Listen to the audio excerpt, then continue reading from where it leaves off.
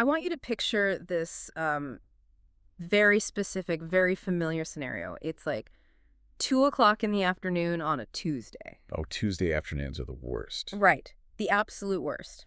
You are sitting at your desk, just staring blankly at a blinking cursor on this strategic planning document that you were absolutely supposed to finish 3 hours ago. But you haven't even started. Exactly. You haven't written a single word since 11 a.m.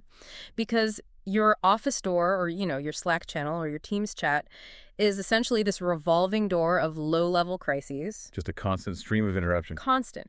First, a relatively new hire pops their head in.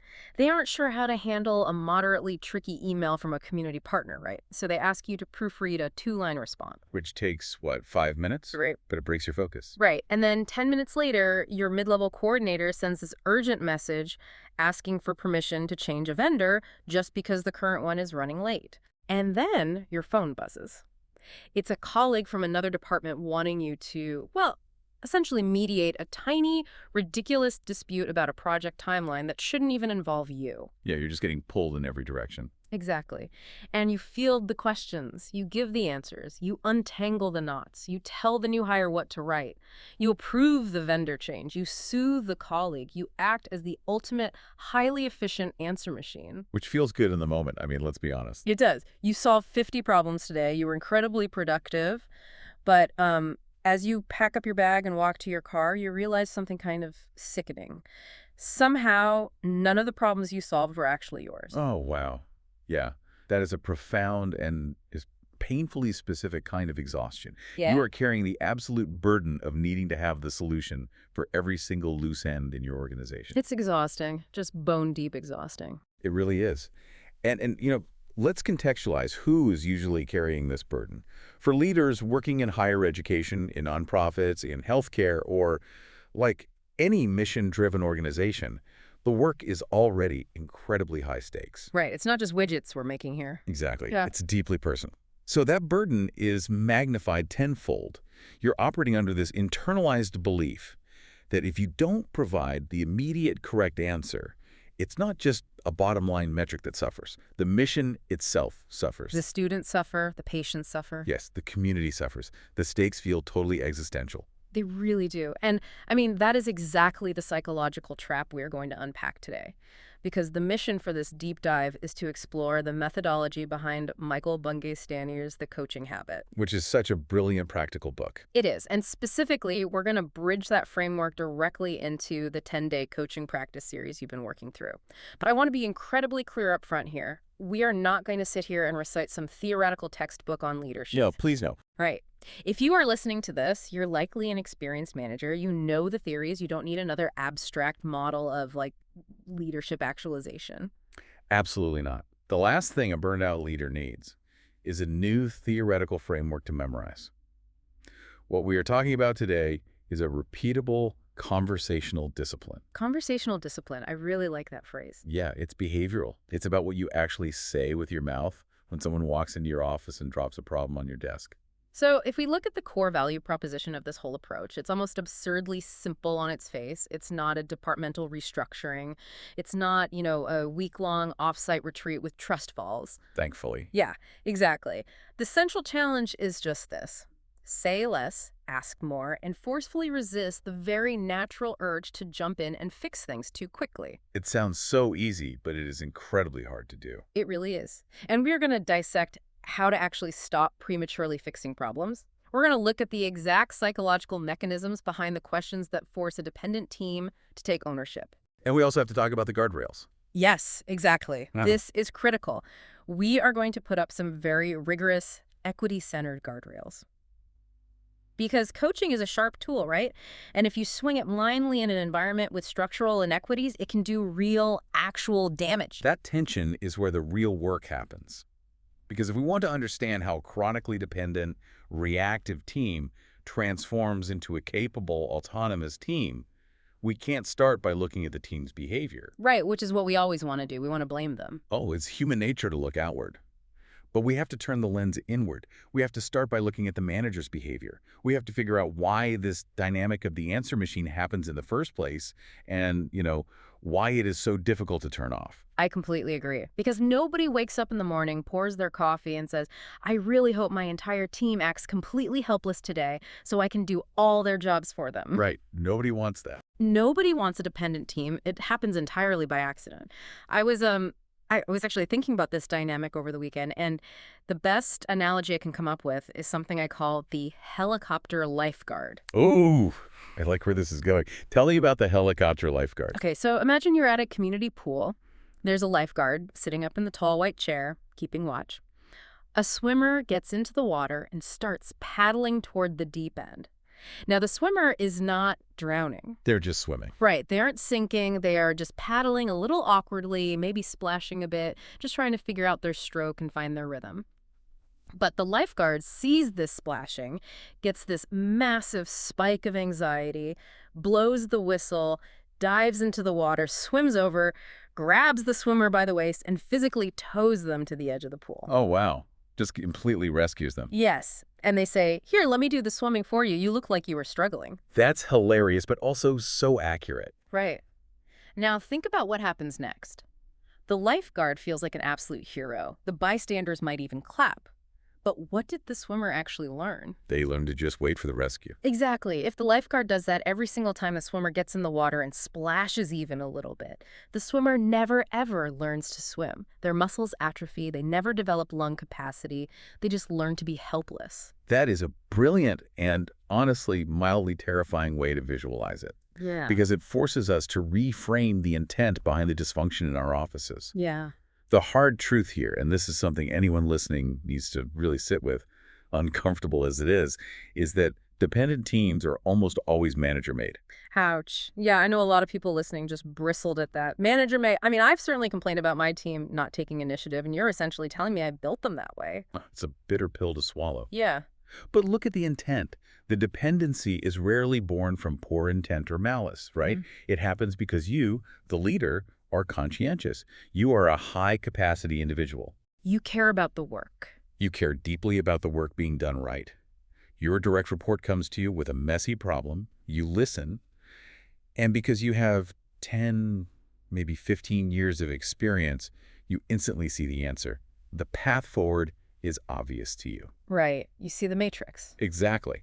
And because you care, and because you want to alleviate their stress, you jump in, you rescue them, you play the helicopter lifeguard.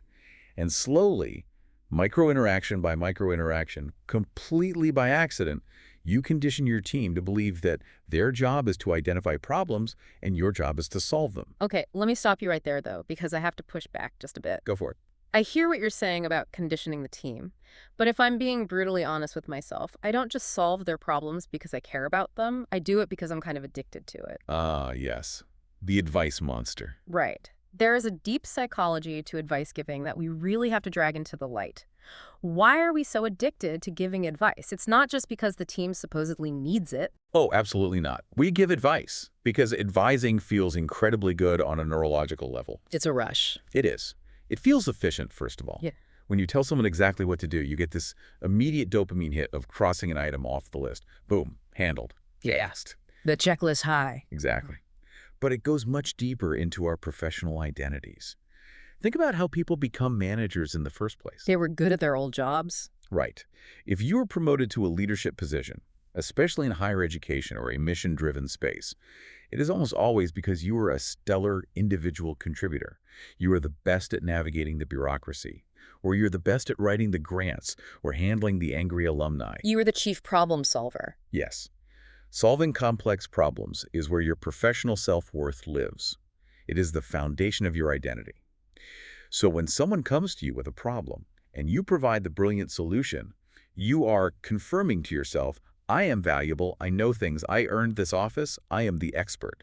It's a total ego stroke. I mean, we dress it up as altruism, we dress it up as being a supportive, hands-on boss, but really, we're just feeding our own need to feel indispensable. It absolutely validates your position of authority. Right. But when you look at the underlying philosophy of this coaching habit, it demands that you recognize this dynamic. Yeah. And this ties directly to the first major theme of your 10-day coaching series. The pause before fixing. Yes, the absolute necessity to pause before fixing. Because when you don't pause, when you let your ego or your anxiety drive the interaction, you teach your team a very specific toxic behavioral cycle. Let's actually break that cycle down because it happens 100 times a day in most offices. Yeah, it's clockwork. Step 1. The staff member encounters a roadblock and brings the issue to you.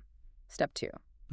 They stand there and wait. Like they literally hand the cognitive load over to you. Just drop it on your desk. Right. Step 3. You, the answer machine, provide the direction. And step 4, which I think is the most insidious part, the staff member avoids all risk. Yes. That fourth step is where organizational agility just goes to die. They avoid risk entirely because they are no longer the architects of the decision. They're just order takers. Exactly. If the decision goes wrong, if the community partner gets angry, if the vendor messes up the timeline, the staff member is completely insulated from the failure. They just throw their hands up and say, well, I just did what my manager told me to do. It's not my fault. Right. The accountability is completely diluted. So this whole first realization is about recognizing the relationship pattern between staff and manager. It is so easy, so tempting to sit in the break room with other managers and complain about staff behavior. Oh, why won't they take initiative? Why do they need their hands held? We've all had that vent session. We all have. But you have to look at the dance you're participating in. You are leading the dance of dependency. Okay, I hear that. I fully accept the premise. But I am going to channel the very real, very stressed listener right now who is, frankly, rolling their eyes at us. I know exactly what they're thinking. Right, because they're saying, this is a lovely theory, but I work in a chronically understaffed, underfunded university department. My inbox has 400 unread emails. Everything is quite literally on fire every single day. I don't have time for this. Exactly. I do not have 45 minutes to play Socratic therapist with my mid-level coordinator while the server is crashing. Isn't it honestly just faster to tell them what to do? It is the single most common objection to adopting a coaching mindset. Right. And frankly, it is a completely valid reaction. If you are operating in a state of perpetual triage, the idea of slowing down feels irresponsible. It feels like dereliction of duty. It really does. But this is where this specific conversational methodology completely refutes that objection. The entire strength of this approach is its ruthless practicality. If coaching requires a 45-minute block on your calendar, you will never do it. Never. Because if it requires a leather armchair and a cup of herbal tea and, deep reflective silence, it's not going to survive a Tuesday morning in a real office. Exactly. This is not about grand theory. True coaching in a modern chaotic workplace doesn't need to be a formal intervention. It is designed to happen in the middle of real, messy, urgent work. The approach is built to be executable in 10 minutes or less. 10 minutes? 10 minutes or less, sometimes 3 minutes, sometimes in a hallway while you are walking to the elevator. 10 minutes or less. See, that completely changes the paradigm for me. If you tell me I need to be an executive coach, I panic. If you tell me I just need to alter a 3-minute conversation, well, I can do that. And that distinction is vital. Because when leaders in mission-driven spaces fail at developing their teams, they do not fail because they lack values. They usually have incredible, deeply held values. Yeah, they're not bad people. No, they are fiercely mission-aligned. They care profoundly about their people. They talk constantly about wanting to empower their teams. They fail because they lack usable micro skills. Right. They know the macro theory that they should coach, but they do not know the precise micro interactions of how to do it when an employee walks up to their desk at 4 p.m. on a Friday panicking about a spreadsheet. Which bridges us perfectly into the theme from the 10-day series about reflective listening. The micro skill we are talking about here is the discipline of shifting your role entirely in real time. It's a pivot. Yes, you have to physically and mentally stop playing the solver and start playing the thinking partner. You have to stop performing your expertise. Your new job is not to provide the answer. Your job is to create the conditions for better thinking. Creating the conditions for better thinking. That is the essence of the transition. You are shifting the cognitive load from your brain back to theirs, but you're doing it in a highly supportive way. Okay, so lock into the mechanics of this. If we are pausing before fixing, if we are fighting our addiction to advice giving, well, what exactly are we saying instead? Because I can't just stare at them in silence when they ask me a question. That's just weird. No, silence alone is just awkward and confusing. This brings us to the actual toolkit. The methodology relies on 7 transformational questions. And let's be clear, this isn't just a script to memorize and read off like a robot. Right. You can't just read it off a cue card. Exactly. We need to do a deep dive into the psychology of why these questions work, how they dismantle dependency, and, how they actually feel in the room, especially for a team that is used to having every solution handed to them on a silver platter. Let's start with the first one then, the foundation, the kickstart question. What's on your mind? Yes. Now, honestly, when I first read this, I thought, that's it. That just sounds like polite elevator small talk. How is what's on your mind transformational? It sounds deceptively simple, doesn't it? Yeah. But look at the structural mechanics of it. It opens the floor entirely without controlling the narrative. Okay, unpack that a bit. Think about how a manager usually starts a one-on-one meeting. They sit down, they look at their notepad, and they say, okay, here's the agenda. I need an update on Project X. I need to know the status of the vendor contract, and we need to talk about the budget. I have literally said those exact words. Right. And in that scenario, you are immediately funneling the staff member into your priorities. You are controlling the terrain. When you sit down, make eye contact, and ask, what's on your mind?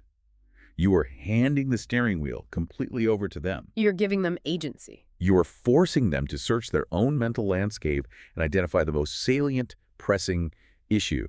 It demands agency right out of the gate. And it prevents the manager from solving the wrong problem. If I start the meeting by talking about the budget, I might miss the fact that my direct report is completely overwhelmed by a conflict with a board member that is actively ruining their week. What's on your mind creates a blank canvas.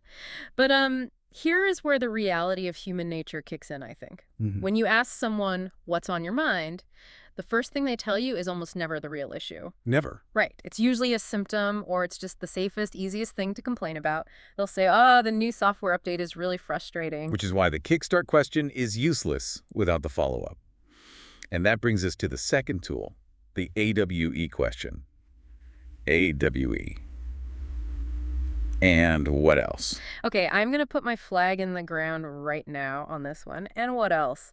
Might be the single most powerful microskill I have ever encountered in management theory.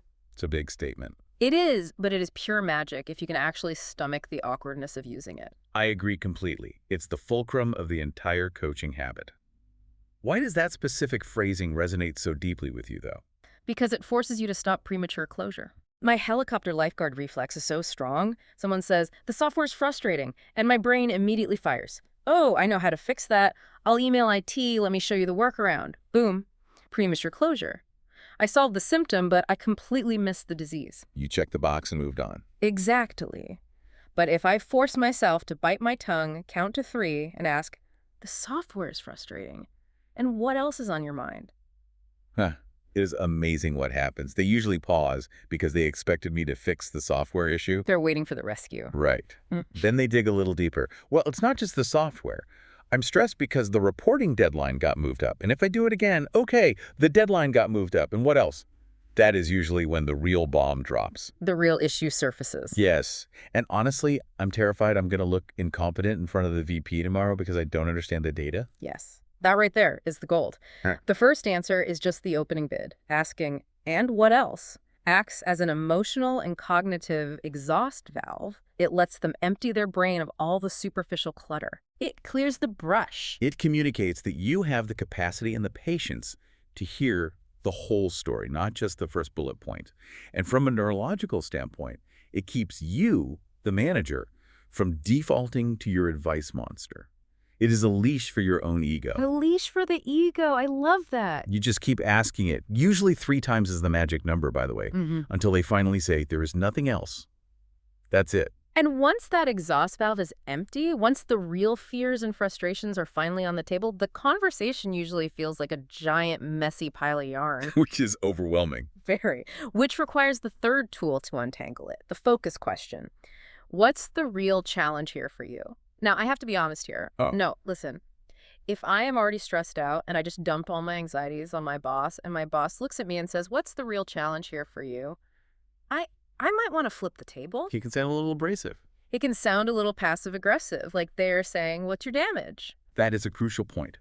Tone, body language, and the underlying relationship are everything here.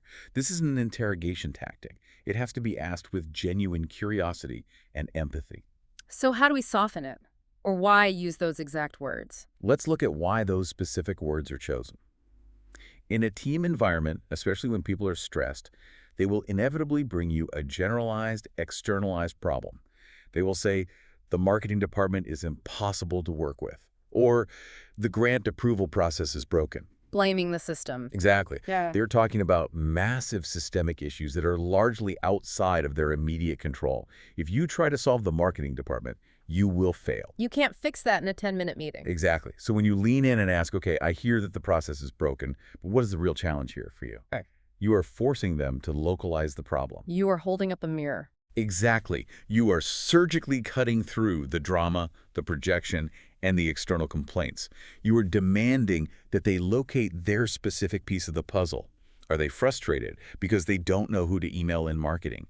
Are they anxious because the broken grant process makes them look bad to their own stakeholders? It brings it back to what they can control. You are shifting the focus from external complaining to internal ownership. You are moving them from, look at this terrible situation, to, here is the specific obstacle I need to overcome. It grounds the anxiety. It makes the insurmountable problem suddenly very specific and tactical. And once they identify their actual localized challenge, we move to the fourth tool, which is my personal favorite just because of the name. The lazy question. The lazy question, which is simply, how can I help? Now, why on earth is it called the lazy question? It sounds like you were offering to do the work. I know, it sounds counterintuitive. It's called the lazy question because it is the ultimate defense against taking on work that doesn't belong to you. Have you ever heard the old management concept about monkeys on your back? I have, but a lot of listeners might not have. It's an old Harvard Business Review analogy, right? Yes, from a classic 1974 HBR article. The premise is that a manager walks down the hallway and an employee stops them and says, "We have a problem with the Johnson account." The manager, wanting to be helpful, says, "Let me think about that and get back to you." Classic mistake. Huge mistake. Mm-hmm. In that moment, a metaphorical monkey just jumped from the employee's back onto the manager's back. The manager just absorbed the problem. The employee now has no problem, and they are literally waiting on the manager. So by 5 o'clock? By the end of the day, the manager's carrying 50 monkeys, and the team is standing around doing nothing. The ultimate helicopter lifeguard nightmare. Precisely. The lazy question, how can I help, stops the monkey in midair. It is counterintuitively brilliant. When an employee brings you a mess, your reflex is to assume you know what support they need. You just assume they want you to fix it. Right. You think, I need to email the vendor to fix this. You volunteer for a task nobody actually asked you to do. But if you stop and explicitly ask, how can I help? You force the employee to articulate a specific request. And usually it's way less work than you thought. Almost always. They might say, I just needed a vent. I actually have a plan. Or they might say, can you just proofread this email I'm going to send? They rarely ask you to solve the whole thing. It clarifies what support is actually needed without you assuming it and overfunctioning. It protects your capacity, which is a perfect segue to the fifth tool, the strategic question. If you're saying yes to this, what are you saying no to? We need to camp out on this question for a minute. We really do. Because for our specific audience leaders in mission-driven organizations, higher education, nonprofits, healthcare, this is the hardest question in the world. It is the hardest question because it attacks the core dysfunction of mission-driven culture, which is the martyr complex. Yes. Oh my gosh, yes. The default answer in these organizations is always, always yes. Yes to the new diversity initiative, yes to the extra student caseload, yes to the community outreach event on a Saturday. Because the mission is so important. Exactly, because if you say no, the culture makes you feel like you don't care about the mission. You feel like you are betraying the cause. It relies heavily on the unpaid, emotional, and physical labor of the staff. The culture operates on magical thinking. This belief that we can just keep adding plates to the spinning poles without anything ever crashing to the ground. But they do crash. People burn out. Because resources are finite. Time is finite. Cognitive bandwidth is finite. When a high-performing employee comes to you and says, I'm going to take on the leadership of this new committee, as a manager, your reflex might be to say, great, thank you for your dedication. Because it solves a problem for you. Right.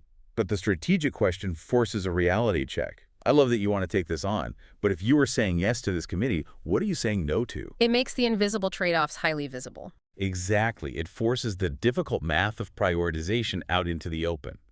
It requires the staff member to look you in the eye and say, if I do this committee, I'm saying no to finishing the quarterly report by Friday. Or I am saying no to answering non-urgent emails within 24 hours. It cures the magical thinking. It establishes boundaries.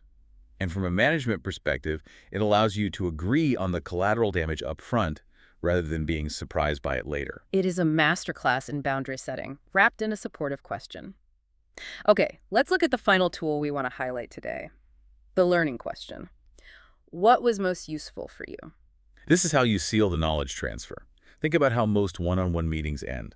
You look at the clock, realize you are late for your next Zoom call, and say, okay, great, let's execute the plan. See you next week. We've all done that scramble. The employee rushes back to their desk and immediately dives into their inbox. The cognitive value of the conversation just evaporates. It's gone. By taking the last 90 seconds to ask, before we wrap up, what was most useful for you in this conversation?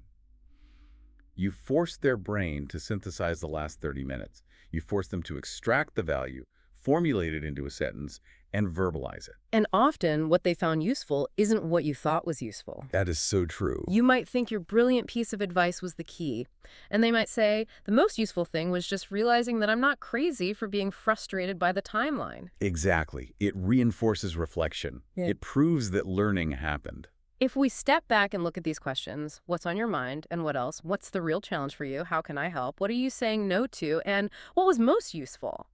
It links perfectly back to the 10-day series themes of asking better coaching questions and driving ownership. They're the gears that make the engine run. You aren't giving orders. You are architecting a conversation where the team member discovers their own accountability. But I have to throw a wrench into this beautifully structured theory. Let's have it. Because these questions are relatively easy to ask in calm waters. If my mid-level coordinator is just stuck on how to format a spreadsheet, sure, I have the emotional bandwidth to ask, and what else? But what happens when the waters aren't calm? When things get heated. Exactly. What happens when it's two coworkers who are absolutely at each other's throats? Let's imagine Sarah in marketing and Dave in admissions. They are fighting over a collateral deadline. They storm into your office, they are emotionally reactive, they are furious, and they are operating purely on toxic conclusions. They're just seeing red. Right. Sarah says, Dave always undermines my authority in meetings, and Dave says, Sarah never respects the reality of our deadlines. They are just throwing grenades. How do these micro skills function in high-conflict, emotionally charged environments? That is the crucible. That is where the discipline of coaching transitions from a nice-to-have management tool to an absolute lifeline for your own sanity. So how do we handle Sarah and Dave? When teams are deep in conflict, they run almost entirely on assumptions and conclusion jumping. They skip over the actual observable facts, and they go straight to the worst possible interpretation of their colleague's intent. She did this because she is trying to sabotage me. It's always personal in those moments. Always. Yeah. When you are the manager in that room, your helicopter lifeguard reflex is going to scream at you to become the referee. You will want to say, okay, guys, let's play nice. Sarah, you need to apologize. Dave, you need to extend the deadline. And if you do that, you just adopted their monkeys. Now you are the permanent mediator for every dispute they ever have. Exactly. You just rewarded the dysfunction. The coaching questions, specifically the focus question, what's the real challenge for you? And the AWE question, are designed to actively slow down that assumption-making machine. They act as speed bumps for emotional reactivity. Let's actually role-play this a bit to see how it slows the momentum down. Let's walk through the specific sequence for high-conflict teams. Because we don't want to just aim for surface politeness. We want to restore actual operational clarity. Let's use your Sarah and Dave example. Let's say Sarah comes into your office alone, just furious about Dave. Step 1. You start broad with the kickstart question. Sarah, you seem really upset. What's on your mind? You let her vent. You let her vent the initial explosive frustration. You don't interrupt, you don't defend Dave, you just listen. So she unloads the grenade. Dave is impossible. He ruined the timeline. Then we move to step 2. Expand the reservoir. I don't try to fix the timeline yet. I ask, I hear how frustrating that is, and what else is going on with Dave? Right. You're letting the rest of the grievances out. You are draining the emotional reservoir so that logic can actually enter the room. She might bring up things from 6 months ago. Let it out. Just let the poison drain. Then, once the exhaust valve is empty, you hit step 3. Clarify the core. You pivot her away from attacking Dave's character toward identifying her own specific obstacle. Sarah, there is a lot of history here, but looking at this specific collateral deadline, What is a real challenge here for you? Oh, that is a hard pivot because she wants to keep talking about Dave's flaws. Of course she does. But the question forces her to analyze herself. She has to admit, the real challenge for me is that I look incompetent to the VP when the collateral is late. And the moment she admits that, you have moved from interpersonal drama to professional vulnerability, which sets up step 4 perfectly. This is the turning point where you surface ownership. You ask, what part of this dynamic is yours to address? Wow. What part of this is yours? That shatters the victim mentality instantly. It does. It demands accountability. Yeah. It forces her to recognize that she is a participant in the relationship, not just a passive victim of Dave's behavior. She might have to admit, well, I guess I didn't clearly communicate the hard deadline in writing. I just assumed he knew. Accountability with compassion. Exactly. Then, step 5, identify support. How can I help you address this with Dave? Notice you didn't say, I will talk to Dave for you. You remain a resource. You do not become a rescuer. You're passing the ball back to her. And finally, step 6, build strategy.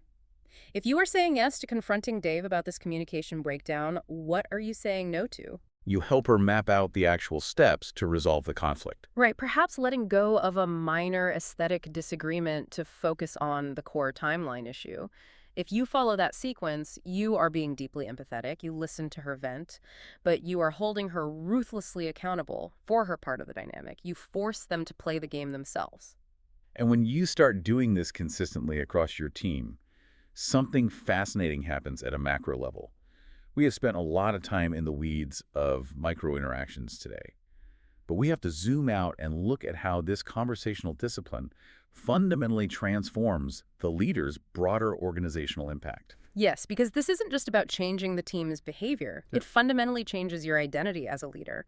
We aren't just giving you a communication hack. We are redefining who you are when you walk into the building. It's a complete paradigm shift. When you do this long enough, you start to see the impact ripple out in 4 distinct frames across your company. Let's unpack the first one, the structural frame. Structurally, adopting a coaching habit clarifies ownership. It acts as a massive concrete dam that stops managers from absorbing all the loose ends of the organization. It literally stops the problem dumping. Exactly. It physically trains your staff to move away from problem dumping, where they drop a messy situation on your desk and run away, and moves them toward recommendation making.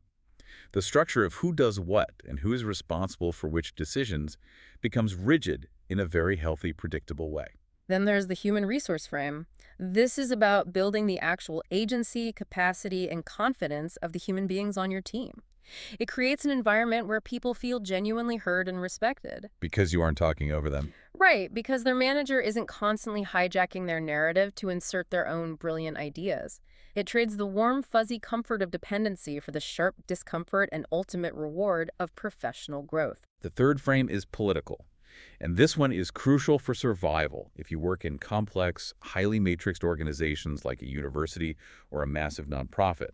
A coaching posture prevents you, the leader, from being manipulated by the system. Manipulated by the urgency of others? Yes. When someone comes to you with an urgent, hair-on-fire crisis, demanding an immediate resource allocation or immediate firing, asking these questions prevents you from being swept up in their emotional vortex. It creates a buffer. It slows things down. It demands rigorous, sober questioning before scarce resources are spent or competing narratives are accepted as absolute fact. It makes you a more politically steady, reliable leader. And finally, the symbolic frame. This changes what leadership actually means in the cultural zeitgeist of your office. Think about the cultural archetype of the boss. The boss is supposed to be the oracle, the one with all the answers. The hero who swoops in at the last minute to save the account. The fixer. When you commit to the coaching habit, you destroy that archetype. You are no longer the hero. The leader becomes the guide. The leader becomes the presence in the room that helps others think, own, and grow. It's a massive symbolic shift in ego. And that shift offers highly tailored, specific benefits depending on where you are in your leadership journey. Let's consider new managers first. If you were just promoted 6 months ago, you are likely suffering from massive imposter syndrome. Oh, absolutely terrified. You feel this crushing, suffocating pressure to prove to everyone that you deserve the promotion. And the way you try to prove it is by performing your expertise at all times. You feel like if someone asks you a question and you don't know the answer instantly, you look weak and incompetent. I remember that feeling vividly, the absolute terror of saying, I don't know. But this methodology gives a new manager the ultimate permission slip to stop performing. It explicitly tells them, your job is not to be a walking encyclopedia. Your job is to create the conditions for better thinking. That is a deeply freeing realization. And it's practical. Plus, it gives them a concrete, executable script.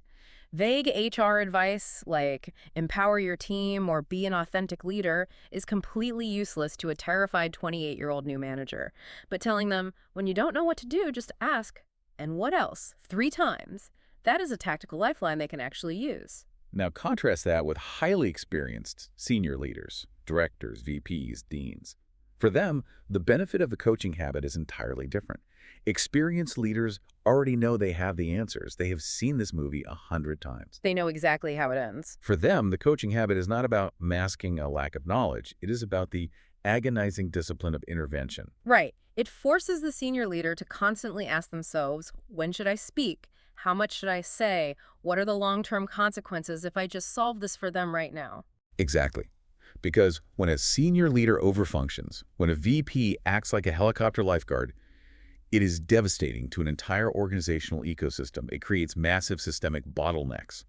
Suddenly, no copy gets written, no vendor gets paid, and no curriculum is approved until the VP looks at it and tweaks it. The whole system grinds to a halt. It creates systemic learned helplessness. The directors and mid-level managers below the VP simply stop thinking critically because they know the boss is just going to rewrite their proposal anyway to fit their own preferences. Why put in the effort? And ultimately, it breeds this quiet, hidden resentment across the entire system. So for senior leaders, this conversational discipline is a tool of restraint. It is about coaching upward and downward, especially when others are frantic and jumping to conclusions. Okay, we have spent the last 45 minutes or so talking about how brilliant, transformative, and essential this methodology is. But here's where I'm going to hit the brakes. We needed to take a hard pivot. Okay, let's do it. Because if we just end the deep dive here, singing the praises of these 7 questions, we are doing our listeners a massive disservice. We're giving them half the story. We have to look at the vital, necessary critique of this approach. If this framework is so great, where does it fail? It fails in its deceptive simplicity, Yeah. and I would argue that this is the most critical part of our entire conversation today. I'm going to pose a provocative question that the realities of modern leadership demand we ask. Can a clever coaching question accidentally become a weapon if the workplace itself is structurally toxic? The short answer is yes, unequivocally yes. And this is where we must apply rigorous equity-centered guardrails to the coaching habit. Break that down for us. The methodology is excellent. The psychology is sound. But it is absolutely not enough on its own. If you use these questions without equity awareness, without a high degree of cultural intelligence, and without a deep, honest analysis of the power dynamics in your organization, coaching simply becomes a highly polished, polite way of placing the burden back onto the person with the least amount of power. Let's get really granular about this. What does that actually look like in practice? Let's lay out exactly what a coach approach should never mean in a mission-driven organization. It should never mean looking at an employee and saying, well, what do you think you should do? Figure it out yourself. When the structural barriers in the organization are real, prohibitive, and completely outside of their control, you cannot coach someone over a 10-foot brick wall. As a manager, you have the positional authority to dismantle the wall. Yes, or demanding more ownership from a team member when the expectations and resources were incredibly unclear to begin with. You cannot look at a coordinator and ask, what part of this failure is yours to address?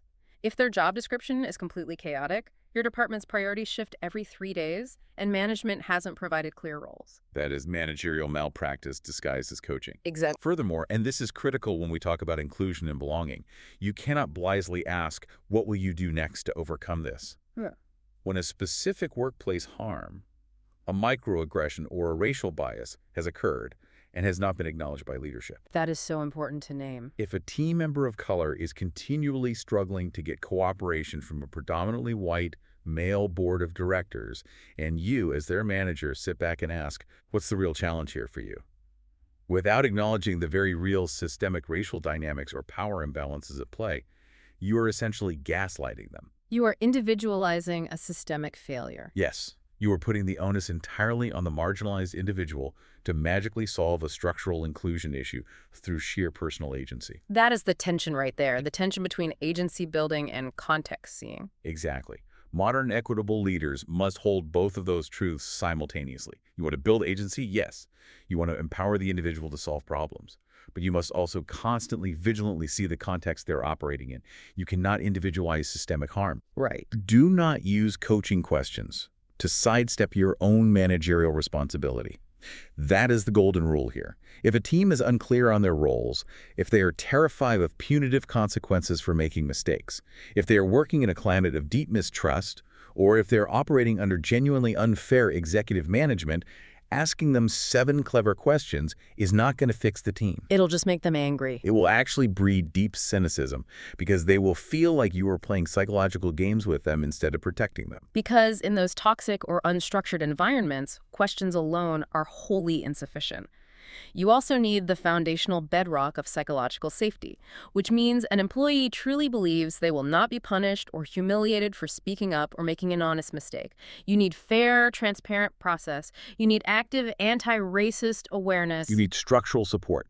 And, frankly, you need a manager who is willing to intervene structurally, to spend their political capital to fix broken systems, rather than just acting as a passive, reflective mirror all the time. You have to coach the person, absolutely, but you also have to aggressively examine and fix the structure around them. That nuance right there, understanding the limits of coaching and the necessity of structural support, is what elevates this from a simple, gimmicky management hack found in an airport bookstore to a profound, equity-grounded leadership philosophy. Okay, we have covered massive ground today. We started with the exhausting reality of the answer machine. We unpacked the ego-driven psychology of the helicopter lifeguard. We went deep into the 7 transformational questions. We role-played the conflict resolution sequence. And we established the vital, non-negotiable equity guardrails. That's a lot to process. It is. Now, we have to bring this out of the theoretical realm and land the plane. We have to bring it back down to earth for our listeners. Let's talk about immediate practical application for this coming week. I love that. Because all the philosophical insight in the world is completely useless if it doesn't change how you behave at 9 a.m. on Monday morning. So if I am a manager listening to this, and I am exhausted, and my team is dependent, and I want to disrupt the cycle of the helicopter lifeguard, what exactly should I start doing tomorrow? I can't completely change my personality overnight. No, you can't, and if you try, your team will think you've been abducted by aliens. You have to start incredibly, almost laughably small. How small? Tomorrow, I don't even want you to try to stop fixing things. I just want you to build awareness. Tomorrow, your only goal is to just notice your advice-giving reflex. Just observe like a scientist. When someone walks into your office or pings you on Slack with a problem, pay attention to the physical sensation in your body. Notice the urge to jump in. Notice how quickly, usually within milliseconds, the answer forms in your mind. Notice the ego-driven desire to deliver that answer and be the hero. Awareness is step 1. You can't dismantle a habit until you can feel it triggering in real time. Exactly. Then, once you can feel the trigger, move to step 2. Sometime later this week, in your very next one-on-one meeting with a direct report, commit to implementing just one of the micro skills. You don't need to do the whole 7-question sequence. Don't try to be a master coach. Just pick one tool. Just one. I always recommend starting with "and what else?" It provides the highest immediate return on investment. When your employee brings you an issue, instead of immediately giving the solution, physically bite your tongue. Take a breath, count to 3 in your head, and say, "That sounds really tough. And what else is going on with that?" Just that one pause, that one question. It requires no prep work, no budget, no restructuring, but that one tiny disruption to the normal pattern begins to bridge the gap from fixer to coach. Yes, it shifts the entire dynamic. And, of course, keeping in mind everything we discussed in the critique, remember that this works best when paired with clear standards and structural clarity. You can't just throw out, "and what else?" and mentally check out. You have to stay engaged with the context, ensuring they have the safety and resources they need to actually answer the question. Bringing all these complex threads together, the core message of our deep dive today is this: recognizing and replacing your advice-giving addiction with better, disciplined questions is the key to moving teams from exhausting dependence to true, capable ownership. That's the goal. But it is a sharp tool that must be wielded responsibly. It must be grounded in an equity-aware understanding of organizational power, systemic bias, and genuine belonging. Used correctly, with those guardrails in place, it is a profoundly powerful way to build high-performing, resilient teams without ever abandoning your commitment to care, fairness, or accountability. It really is about changing the fundamental dance of your organization. So, as we finally wrap up this deep dive, I want to leave you with a final lingering thought. I want you to carry this with you long after you take your headphones off and walk back into the chaos of your office. I think they need to hear this. Think back to that overwhelming, crushing burden we talked about at the very beginning. The heavy, exhausting weight of being the answer machine, the helicopter lifeguard, the manager who has to solve 50 problems before 5 p.m.